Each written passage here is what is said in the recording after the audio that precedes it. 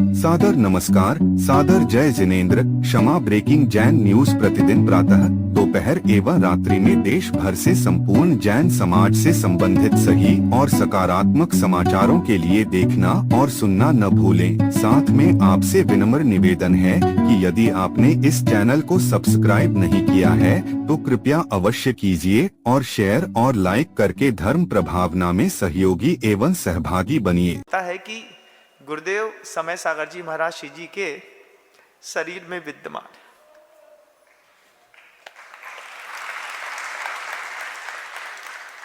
गुरु का वियोग असहनीय, लेकिन प्रकृति जो है वो ऐसी संयोजना बना रही है कि अगर अभी भी नहीं चेते हो तो अब चेतो। आचार्य भगवंत की जिंदगी के 55-57 साल निकल जाने के बाद प्रकृति ने एक मौका दिया उन्हीं के जैसी हू बहू, नहीं बहू हू बहू, वैसी की वैसी चर्या, वैसा का वैसा चारित्र, वैसा का वैसा ज्ञान, वैसे ही संकेत, वैसे ही विचार शक्ति, वैसी ही प्रभावना, वैसी ही साधना। जैसे कुछ दिन के लिए हम लोगों को और सहारा और मौका मिला है कि जो पाप विनम्र तुम हमारे चरणों में नहीं धो पाए वो गुरुदेव श्री समय सागर जी महाराज श्री जी के चरणों में धो। जैसा कि आपने सुने आचार्य श्री शिष्य पूज्य मुनि श्री विनम्र सागर जी महाराज के उद्बोधन के कुछ भावुक विचार। यह विचार व्यक्त किए राजस्थान के बागीदौरा में चातुर्मास कर रहे मुनि श्री विनम्र सागर जी महाराज ने गत 30 जुलाई 2025 को अपने दीक्षा दिवस के पावन अवसर पर। लीजिए सुनिए इस अवसर पर दिया गया पूज्य मुनि श्री का पूरा उद्बोधन। भगवान पार्श्वनाथ धाम काकोरी में स्थित साधु सेवा धाम आगम के पथ पर चलने वाले ऐसे दिगंबर जैन मुनिराज, आरिका माता जी व अन्य त्यागी व्रतियों के विश्राम एवं आहार की पूर्ण व्यवस्था कर रहा है, जो अत्यंत वृद्ध अवस्था में है या रोग ग्रस्त है। आप भी इस पुण्य कार्य में सहभागी बने और पुण्य के भागीदार बने। एक दिन के चौके की राशि मात्र 2100 रूपए, 10 साल की पात्रता जिसमें आपके नाम से साल में 2 बार चौका लगेगा, जिसकी राशि मात्र 11,000 रूपए है। आजीवन साल में 2 बार आपके नाम से चौका लगेगा तथा आपका नाम शिलापट पर लिखा जाएगा। राशि मात्र 25,000 रूपए है। 1 माह की पूजन राशि मात्र 3100 रूपए। दान जमा करने हेतु खाता विवरण भगवान Parshvanath Dham trust, bank of Baroda, Chowk branch, Lucknow. खाता संख्या 06450100299154। IFSC code BARBO LUCKNO। संपर्क सूत्र 9452017984 7007783995। पहला तो नेमिनाथ जी भगवान जी का जन्म और तप कल्याण का आज महोत्सव है, दिवस है। नेमी शब्द को कभी आपने गौर किया हो तो नेमी शब्द जो है, जब कुम्हार का जो चक्का घूमता है उस घूमते हुए चक्के के बीच में कील रहती है, उस कील को नेमी कहते हैं, जिसके माध्यम से पूरा चक्का आधार में स्तंभित होकर के जो घूमता है उसको कील को नेमी कहा जाता है। उसके भी वो नाथ हैं, इसलिए उनका नाम नेमिनाथ है। नेमिनाथ मतलब संसार के पूरे चक्र को घुमाने में जिनकी पहली भूमिका है, ऐसे श्री नेमिनाथ जी भगवान के चरणों में बारंबार नमस्कार करते हैं। भारतीय संस्कृति में किसी भी महापुरुष को देखना हो तो 2 तरीके से देखा जाता है। एक, पौराणिक काल में कोई महापुरुष हुए हैं उनको देखा जाता है, और एक ऐतिहासिक काल के महापुरुषों को देखा जाता है। जैसे आज कोई हमसे वर्धमान स्वामी के बारे में कोई कुछ पूछता है तो मैं बता सकता हूँ, एविडेंस दे सकता हूँ। आप वैशाली जाकर के देखिएगा, पाषाण में उत्कीर्ण शिलालेख देखिएगा, आप वहाँ पर जाकर के आज भी उस परंपरा को देखिएगा, जिससे आपको एहसास हो सकता है कि वर्धमान स्वामी जो है वो 2500 वर्ष पहले हुए थे। लेकिन कोई हमसे पूछे कि आप आदिनाथ जी भगवान के बारे में कोई एविडेंस दीजिए, तो हम आदिनाथ जी भगवान पौराणिक काल के तीर्थंकर हैं, जिनका हम एविडेंस नहीं दे सकते, लेकिन जिनको हम श्रद्धा में उतार करके मान सकते हैं। उस समय आदिनाथ जी भगवान हुए थे तो सिर्फ आगम ग्रंथों में सर्वज्ञ की वाणी से जो दिखता है मैं वो दिखा सकता हूं, इसके अलावा कुछ है नहीं। लेकिन वर्धमान स्वामी के लिए एविडेंस है, वर्धमान स्वामी के लिए हम शिलालेख दिखा सकते हैं, गौतम बुद्ध के समकक्ष थे वो चीज़ दिखा सकते हैं। ऐसे ही नेमिनाथ जी भगवान जी के भी बहुत सारे एविडेंस आज भी ऐतिहासिक काल के हैं। नेमिनाथ जी भगवान आज भी उपलब्ध है। आप ऋग्वेद उठाएंगे, उसमें पृष्ठ क्रमांक 61 पर 4 बार अरिष्टनेमि अरिष्टनेमि अरिष्टनेमि अरिष्टनेमि करके नाम लिया है। यजुर्वेद में नेमिनाथ जी भगवान जी का वर्णन है। वैदिक संप्रदायों में जहाँ कहीं भी आपको महाभारत दिखाई देगी, वहाँ पर आपको नेमिनाथ जरूर दिखाई देंगे।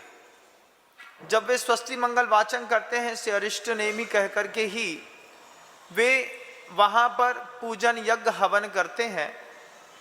ऐसे नेमिनाथ जी भगवान जी के इतिहास के प्रमाण आपको अन्य मतों में भी मिलेंगे। श्री कृष्ण के बड़े भाई का पुत्र होने का, श्री कृष्ण के बड़े भाई का नहीं, वसुदेव के बड़े भाई होने का उनका एक योग बना था। 10 भाई थे। बड़े भाई का नाम समुद्र विजय और अंतिम भाई का नाम वसुदेव। वसुदेव के पुत्र थे कृष्ण और समुद्र विजय के पुत्र थे नेमिनाथ जी। कृष्ण जी की उम्र बड़ी थी, नेमिनाथ जी की उम्र छोटी थी। कृष्ण जी पहले हो गए थे, समुद्र विजय जी से तीर्थंकर नेमिनाथ जी का होना बाद में हुआ। इतिहास में नेमिनाथ जी के प्रमाण वैदिक संस्कृति में आपको बहुत मिलेंगे।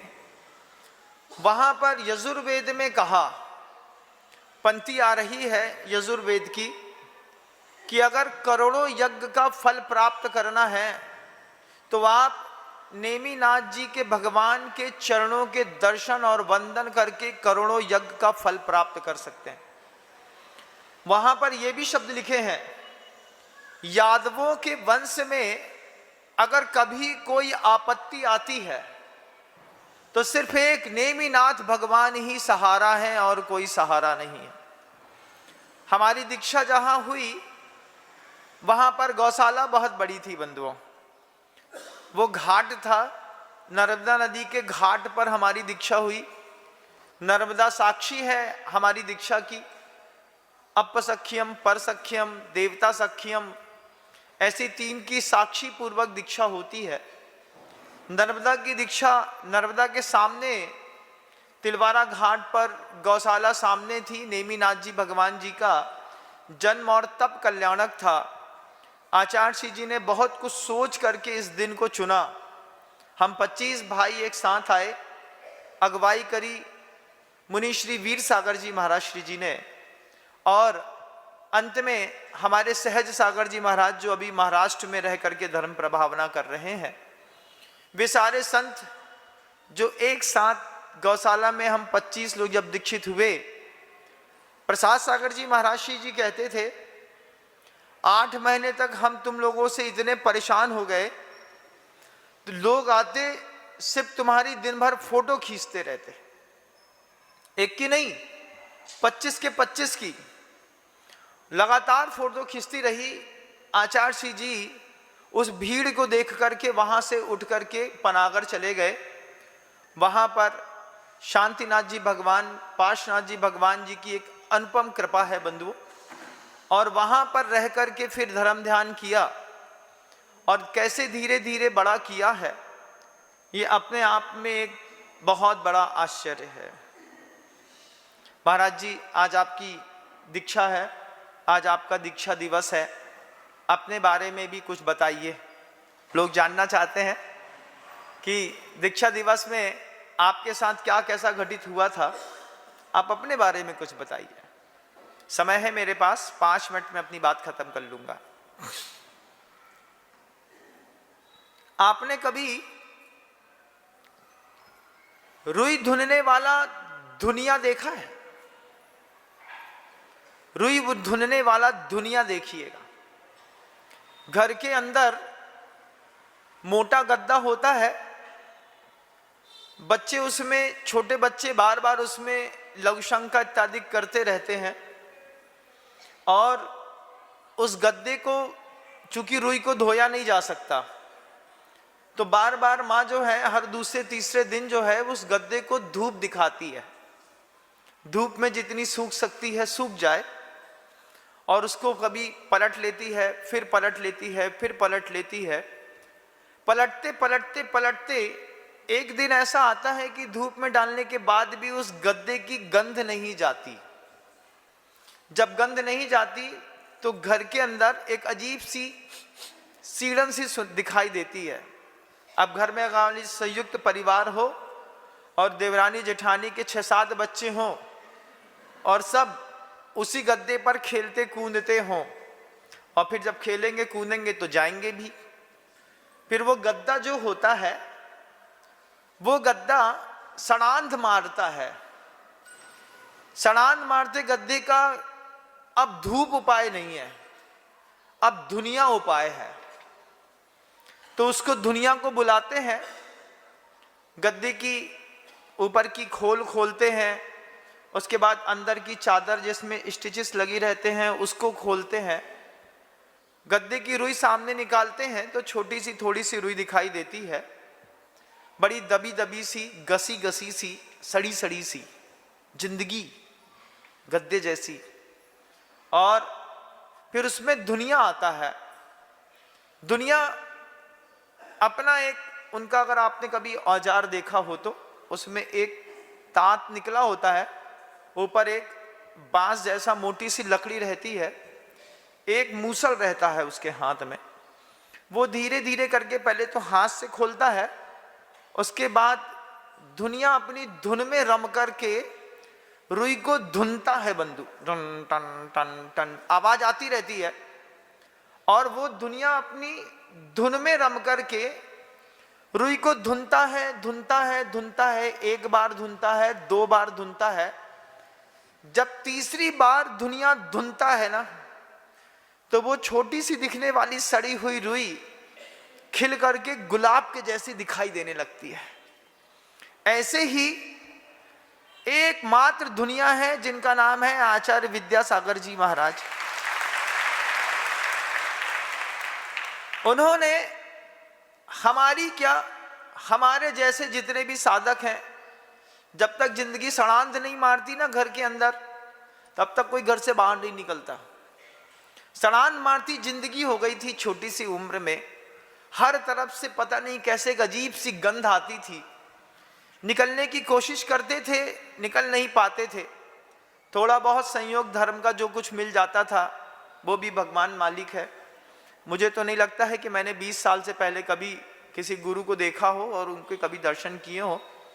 पहली बार एक ही दुनिया को देखा जिनका नाम गुरुदेव था, और उनको देख करके लगा कि हमारी सड़ांध मारती जिंदगी में अगर कोई धुन सकता है हमको तो उनका नाम गुरुदेव है, वो ही हमको धुन पाएंगे।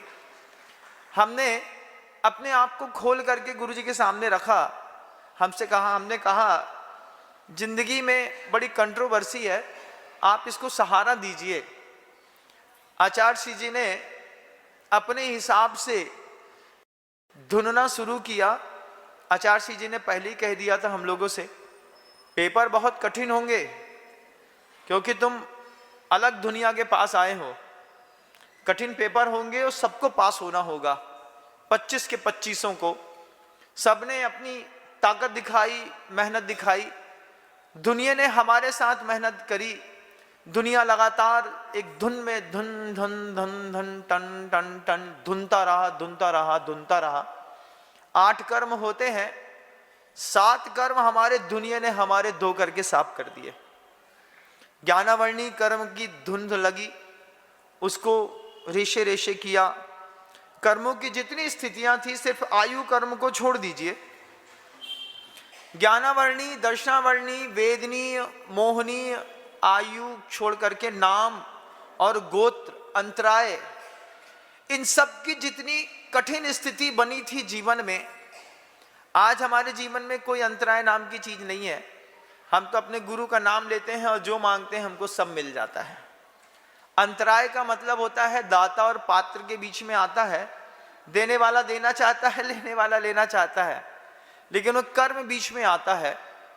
लेकिन हमारा दुनिया जबरदस्त है बंधुओं। वे जब सशरीर यहाँ पर थे तब भी वो हमको धुन रहे थे और आज भी वो हमको लगातार धुन रहे हैं। आज कैसे धुन रहे हैं महाराज? अब तो गुरुदेव है नहीं। बाप के मरने के बाद बाप चला जाता है क्या जिंदगी से? बताओ। आपके पिता जिनके चले गए दुनिया में, जब पिता चले जाते हैं ना दुनिया छोड़ करके, तो पिता जाते नहीं हैं, पिता दिल में समा जाते हैं। फिर रह रह करके बाप की याद आती है।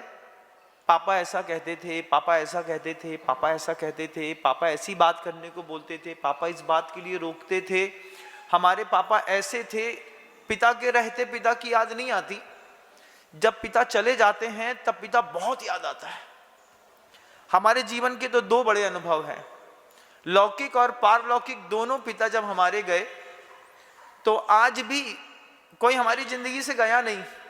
जिससे प्यार करते हैं, जिसके लिए जिंदगी जीते हैं, वो कभी जिंदगी से जाता ही नहीं बंधुओं। वो जिंदगी में हमेशा साथ में रहता है। गुरुदेव आज जहां भी है, आज भी वो हमें वहां से धुनते हैं। ज्ञानावर्णी, दर्शनावर्णी, वेदनी, मोहनी, इन सब को वो ही धुनते हैं। गोत्र को उन्हीं ने धुना, हमारे अंतराय कर्म को उन्हीं ने धुना। बस समर्पण था रुई का। तार तार करती हुई उड़ती है रुई, इधर उधर इधर उधर। दुनिया उसको भी समेटता है, खिलाता है। उसके बाद उसमें थोड़ी सी धूप पड़ती है और रुई बिल्कुल खिल जाती है।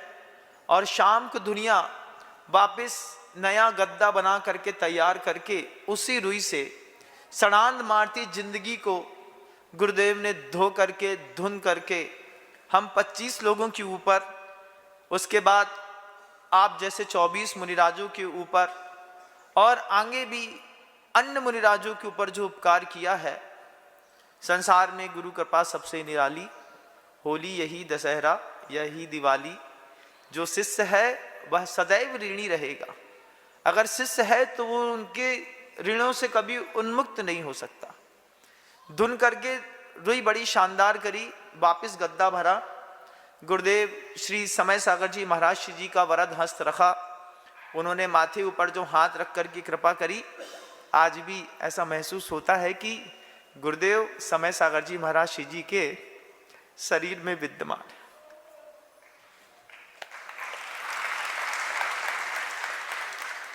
गुरु का वियोग असहनीय, लेकिन प्रकृति जो है वो ऐसी संयोजना बना रही है कि अगर अभी भी नहीं चेते हो तो अब चेतो। आचार्य भगवंत की जिंदगी के 55-57 साल निकल जाने के बाद प्रकृति ने एक मौका दिया, उन्हीं के जैसी हूबहू, नहीं बहू हूबहू, वैसी की वैसी चर्या, वैसा का वैसा चारित्र, वैसा का वैसा ज्ञान, वैसे ही संकेत, वैसे ही विचार शक्ति, वैसी ही प्रभावना, वैसी ही साधना। जैसे कुछ दिन के लिए हम लोगों को और सहारा और मौका मिला है कि जो पाप विनम्र तुम हमारे चरणों में नहीं धो पाए, वो गुरुदेव श्री समय सागर जी महाराज श्री जी के चरणों में धो। जब मैं आ रहा था कुंडलपुर से, उन्होंने सिर पर वैसे ही हाथ रखा था, कहा था कि मोक्ष मार्ग बस इतना है, कर्तव्य करो और वेतन पाओ। मोक्ष मार्ग में एक ही शब्द कहे गुरुदेव समय सागर जी महाराज श्री जी ने कि विनम्र सागर जी, मोक्ष मार्ग है, गुरुदेव ने आपको 20 साल दिया है, बस अब एक शब्द कहूंगा कर्तव्य करो और वेतन पाओ। जितने कर्तव्य करेंगे उतना आपको पारिश्रमिक मिलता रहेगा, इधर से भी मिलता रहेगा और उधर से भी मिलता रहेगा। मैं जितना मेरी बुद्धि चलती है बस एक ही चीज पे चलती है कि गुरु भक्ति गुरु भक्ति गुरु भक्ति दिने दिने सदा मेस्तु सदा मेस्तु सदा मेस्तु भवे भवे। अगले भाव में भी अगर कुछ मिलना है तो बस गुरुदेव मिल जाए, दोबारा किसी भी रूप में मिल जाए, एक बार दोबारा गुरु मिल जाए, एक बार और अपना निजी परिष्करण कर सकूं। जो कर्तव्य मुझे दिखाई देता है, जहां तक मैं देख पाता हूं, मैं उसको करता हूं। गुरुदेव उसके लिए अंक दे रहे होंगे, वहां से वो भी आशीर्वाद देते होंगे ना कि जब जिन शासन का कोई अच्छा काम होता होगा उनको भी लगता होगा 55 साल तक मैंने मेहनत करी, अब ये भी थोड़ा थोड़ा हाथ बटा रहा है। जब बड़े काम में घर का छोटा सा बच्चा भी माँ को एक टोकनी भी ला करके देता है तो माँ गले से उसको लगा लेती है कि बच्चे को हमारी चिंता है। आज अपन सब मिलकर के जिन शासन के लिए जो भी कर पा रहे हैं, यही अपने दीक्षा दिवस की सार्थकता है। उस दुनिया के चरणों में बारंबार प्रणाम करता हूँ जिन्होंने हमारी जिंदगी को धुन करके सड़ांध मारती जिंदगी को एक बार पुनः नया आकार दिया है। गुरुदेव के चरणों में बारंबार नमस्कार है। गुरुदेव श्री विद्यासागर जी। क्षमा breaking Jain news YouTube channel पर विज्ञापन देकर धर्म प्रभावना में बने सहभागी। विज्ञापन देने हेतु संपर्क कीजिए मोबाइल नंबर 9026900740 एवं समाचार एवं वीडियो भेजने हेतु व्हाट्सएप नंबर 9335236222। क्षमा breaking Jain news YouTube channel देखने के लिए आपको बहुत बहुत धन्यवाद। सादर प्रणाम, सादर जय जिनेंद्र।